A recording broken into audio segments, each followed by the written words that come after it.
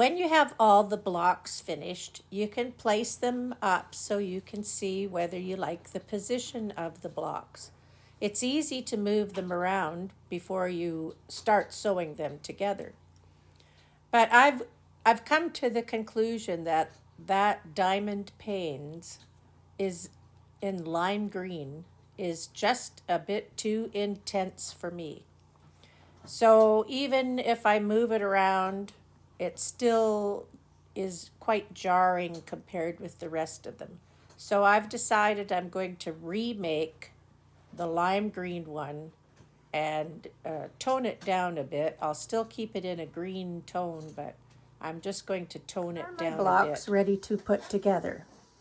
I first of all made my half square triangles, starting with 9-inch blocks and squaring them up after they've been sewn to 8 1/2 inches. 4 of those, 1 in each corner.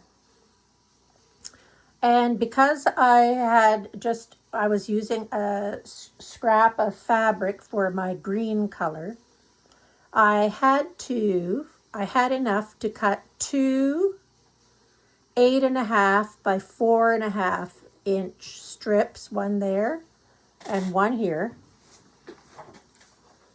But to put the strips across here, I had to do some piecing.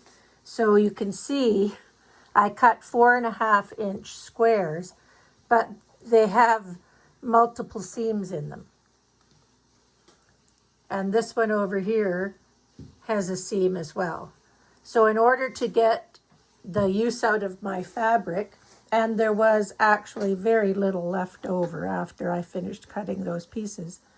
So I have enough here to make this block, and I'm just going to sew it together. I will sew this seam and that seam first.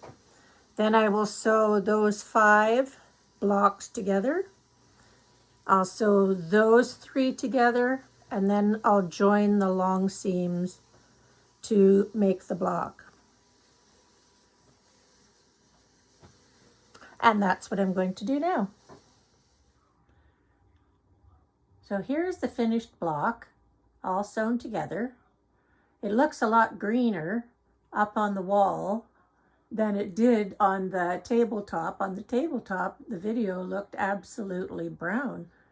But anyway, it's done, and I'm very pleased with the outcome of that. So again, here are the finished pieces. Now I'm going to sort them out a bit, and then I'll sew them together and quilt it.